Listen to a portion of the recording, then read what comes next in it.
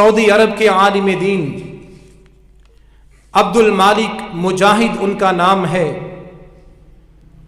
ریاض شہر میں رہتے ہیں۔ سعودی عرب میں پیش آنے والا سچا اور حقیقی واقعہ بیان کرتے ہیں۔ یہ واقعہ سعودی عرب کے اخبارات میں بھی شائع ہوا۔ مکہ میں رہنے والا ایک بڑا مالدار اور نیک انسان، اس نے خواب دیکھا۔ خواب میں اس کو بتایا اور کہا گیا کہ فلاں فلاں بندہ جو ریاض میں رہتا ہے اس کو عمرہ کروا، اور خواب بیان کرنے والا بتاتا ہے مجھے اس بندے کی شکل بھی دکھائی گئی، اس کے گھر کا پتہ بھی دیا گیا، اس کا ایڈریس بھی خواب کے اندر بتایا گیا۔ ایک بار خواب آئی، میں نے پرواہ نہیں کی، دوبارہ خواب آیا، فلاں شخص ہے، فلاں جگہ پہ رہتا ہے، اس کو عمرہ کروا۔ وہی شخص پھر خواب میں نظر آتا ہے۔ کہنے لگا میں اپنے علاقے کے عالم دین کے پاس گیا، اس کے سامنے خواب کو بیان کیا۔ عالم دین نے مجھے کہا تیری ذمہ داری ہے، تو کوشش کر اس انسان کو ڈھونڈنے کی، اپنی جیب سے اس بندے کو عمرہ کروا۔ کہتا ہے میں پھر بھول گیا، تیسری بار پھر خواب آیا، وہی شخص خواب میں نظر آیا۔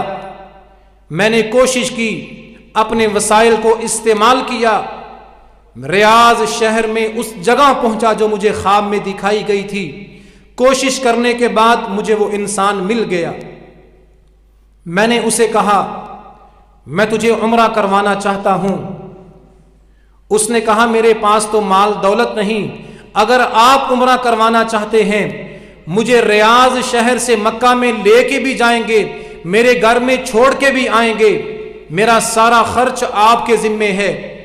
بات مکمل ہوئی، احرام باندھا، دونوں عمرے کے لیے چل پڑے۔ خواب بیان کرنے والا کہتا ہے اس بندے کی کوئی خاص نیکی مجھے نظر نہیں آئی، میرے پیچھے پیچھے طواف کر رہا ہے، جیسے میں نے نماز پڑھی نماز پڑھ رہا ہے۔ طواف مکمل ہوا، سعی کی، عمرہ کر کے واپس آنے لگے۔ اس نے مجھے روکا اور کہا مجھے 2 رکعت نفل پڑھ لینے دے۔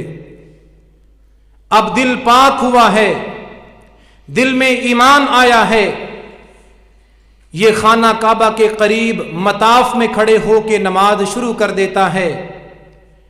جب نماز شروع کی آنکھوں سے آنسو جاری ہو گئے۔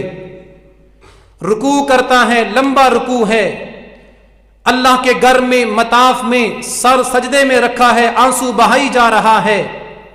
مکہ کا نیک شخص کہتا ہے میں اس کو دیکھ کے بڑا حیران ہوا، سجدے میں پڑا ہے، اللہ کے سامنے آنسو بہا رہا ہے، جسم کانپ رہا ہے، اس کے رونے کی آواز مجھے آ رہی ہے۔ طویل اور لمبا سجدہ ہے۔ کافی دیر کے بعد میں نے قریب ہو کے دیکھا سجدے میں پڑا ہے، اس کو ہاتھ لگا کے اٹھانے کی کوشش کی، کیا دیکھتا ہوں روح نکل چکی ہے، رخصت ہو چکا ہے، آنکھوں میں آنسو ہیں، داڑھی آنسوؤں سے بھیگی ہے، مطاف میں پڑا ہے، خانہ کعبہ میں روح نکل چکی۔ مکہ میں اس کو کفن دیا گیا، غسل دیا گیا، امام کعبہ نے رو رو کے دعائیں کر کے اس کے لیے جنازہ پڑھایا، بخشش کی دعائیں کی، اور مکہ میں اس کو دفن کرنے کے لیے لے گئے۔ میں نے انتظامیہ سے درخواست کی کہ مجھے اس کی میت اس کے گھر میں لے کے جانے کی اجازت دی جائے، میں نے وعدہ کیا تھا تجھے تیرے گھر میں چھوڑ کے آؤں گا۔ میت لے کے اس کے گھر پہنچا، گھر میں بھی جنازہ ہوا، لوگوں نے خاص جنازے میں شرکت نہیں کی، ایک عام مسلمان کی طرح جنازہ ہوا، دفن کر دیا گیا۔ لیکن میرے دل میں کھٹکا اور سوال تھا، یہ عام بندہ نہیں، یہ عام انسان نہیں، یہ عام مسلمان نہیں، اللہ نے اس کو خانہ کعبہ میں بلایا، مجھے 3 بار خواب میں دکھایا گیا، اس کے پاس عمرہ کرنے کی طاقت نہیں تھی، مجھے 3 بار خواب میں کہا گیا اس کو عمرہ کرواؤ، پھر رب نے عمرہ کروا کے اس کو گناہوں سے پاک کیا، پھر مطاف میں اس کو سجدے میں بلا کے اس کو اپنے پاس بلا لیا، خانہ کعبہ میں اس کو کفن دیا گیا، غسل دیا گیا، نماز جنازہ پڑھائی گئی۔ یہ کوئی عام انسان نہیں۔ کہنے لگا میں نے اس کی بیوی سے رابطہ کیا، میں نے کہا پردے کی بات ہے، رازداری کی بات ہے، تیرا خاوند کیا نیکی کرتا تھا، تیرے خاوند کا کیا عمل تھا، اس کا خاتمہ بڑا اچھا ہوا ہے، اس کی موت بڑی ایمان والی اور نیکی والی ہوئی ہے، اپنے خاوند کا عمل بتا۔ اس نے کہا راز کی بات ہے، میرا خاوند بہت نیک نہیں تھا، بہت دیندار نہیں تھا، لیکن ایک عمل کی میں گواہی دیتی ہوں جو میرا خاوند کیا کرتا تھا۔ میرے گھر کے سامنے جو گھر ہے اس میں یتیم بچے رہتے ہیں، بیوہ عورت رہتی ہے۔ 4 سال پہلے اس عورت کا خاوند فوت ہوا، وہ عورت بیوہ ہو گئی، چھوٹے چھوٹے یتیم بچے اس گھر میں رہتے ہیں۔ 4 سال سے ایک دن بھی ایسا نہیں کہ جس دن میرے خاوند نے اپنے بچوں کے لیے پھل خریدا ہو ان کے لیے پھل نہ خریدا ہو۔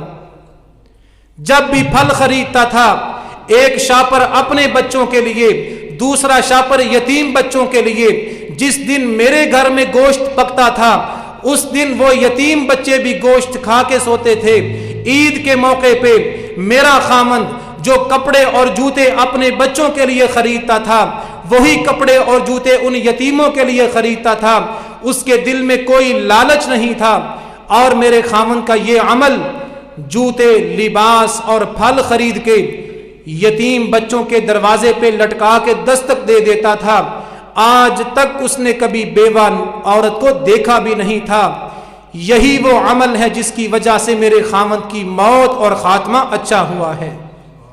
یتیموں کے سر پہ ہاتھ رکھنے والے بن جائیں، بیوہ کے ساتھ نیکی کرنے والے بن جائیں، معاشرے کے غریبوں کے ہمدرد بن جائیں، اللہ ایمان اور سلامتی کی موت عطا فرمائے گا، دنیا سے خاتمہ ہوگا، اللہ راضی ہوگا۔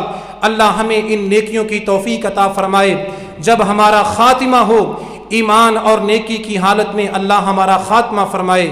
وما علی الا البلاغ المبین۔